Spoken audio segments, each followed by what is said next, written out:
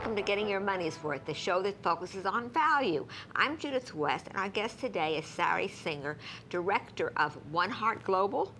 Okay, One Heart Global. Thanks for watching. Okay, what is One Heart Global? It was an organization established to work with victims of terrorism globally to bring survivors together to heal. Victims of terrorism. So is this something that's was established after 9/11? It was established after 9/11. My co-founder and I both are victims of terrorism.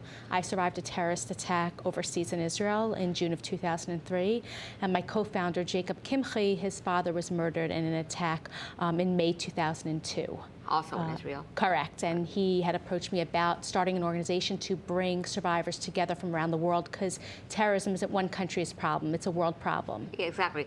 And until 9/11 here in the United States, it was thought of as other countries' problems. Absolutely. Now, if nothing else, it is planet Earth's problems.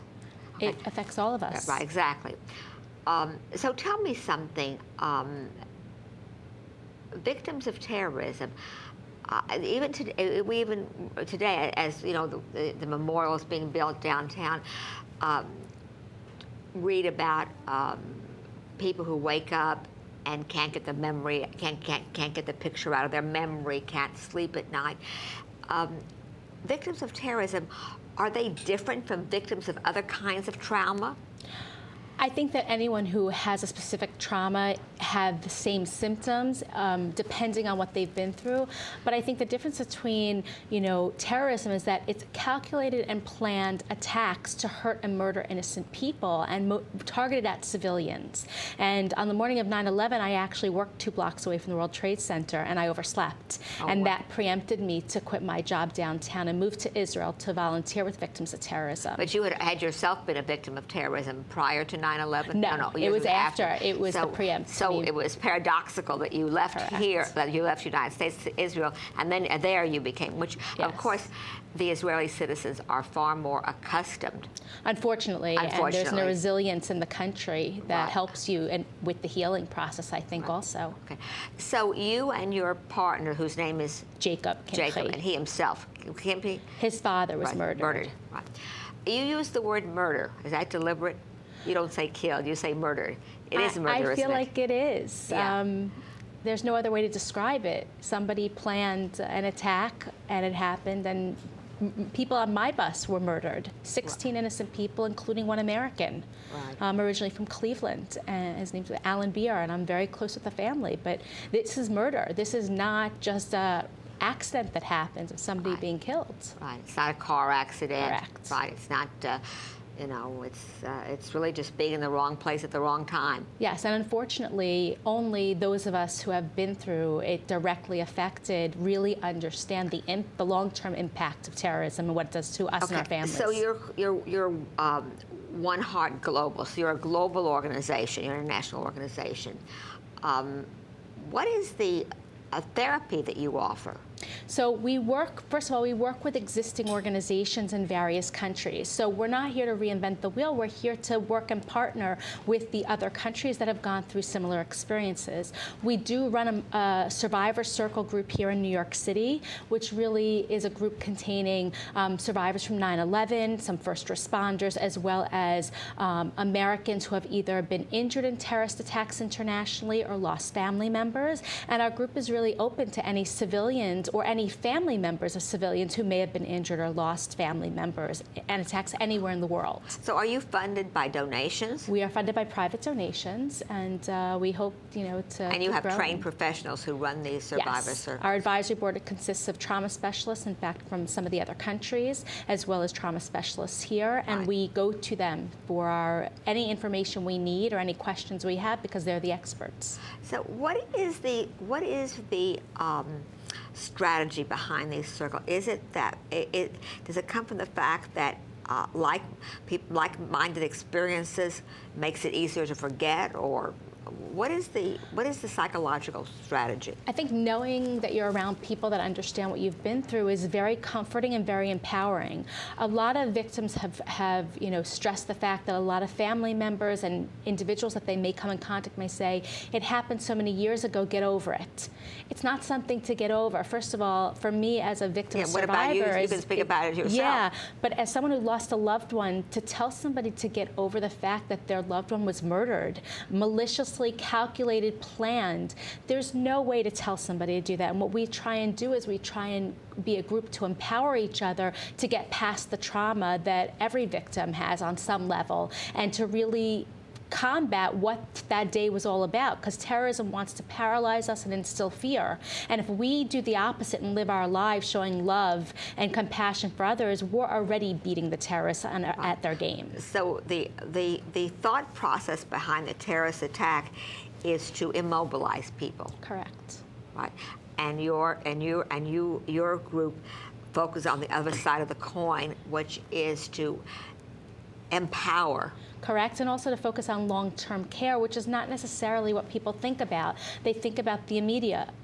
When there was a terrorist attack today in Israel, 6 people were murdered, 30 people were injured. Today? Yes. Oh, really? And what happens is everyone, when the media tracks, people think, okay, what's going to happen to these people? But no one thinks 2, 3, 5, 10 years down the line.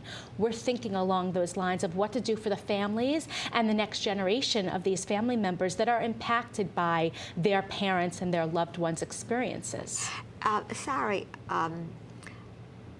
there was a time when terrorism wasn't so, I hesitate to use the word popular. Yeah. Has the popularity been fueled by this instant access to the press? Or has it been fueled by the success of the terrorists? Or is it just that that organizations don't agree, have gotten nastier?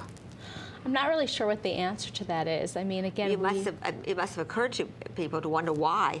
Well, I think that, in today's world, look at what we're living with. There are really individuals out there who, have reasons that we can't understand. They're radicals. They don't want to, they have their own agenda. And I think that, the world needs to come together to combat the terrorism. Because if we don't come together, that's that's the in for the terrorists to really infiltrate. Is that part of a strategy of your group to perhaps facilitate different groups having a greater tolerance for one another?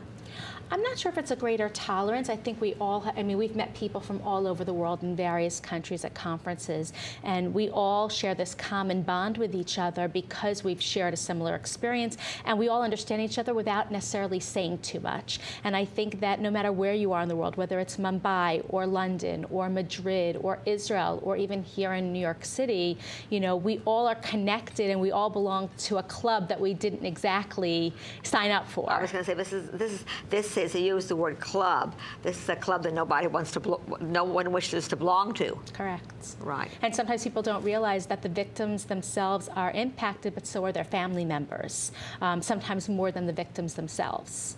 Right. And I've seen that very often. I'm sure, yeah, especially children. Yes. Children, parents of children. Recently, you had a group. That's where we read about you. I read about you in the New York Times.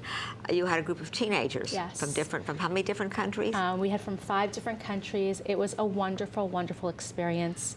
We couldn't have asked for a better group of participants. How did you find your participants? Again, we partnered with the existing organizations in Ireland, in Spain, in France, in Israel, and we had a participant from Liberia, as well as throughout the course of the week, the participants were able to meet survivors from 9/11 and some first responders. They met with firemen that had been at the Trade Center. They also met with some survivors of Rwanda. So they really had an interesting week, not only of fun, because they did have a lot of fun here touring. They met with Commissioner Ray Kelly, who was incredible to them, warm and compassionate, and gave them the trip of their lives that day when they were able to go on police boats a tour around the Hudson. Oh, wow. And that was definitely one of the highlights of their trip. But they were also able to share their experiences and realize that it's more than just their country, and also to learn about each other so that there is that tolerance and less hate.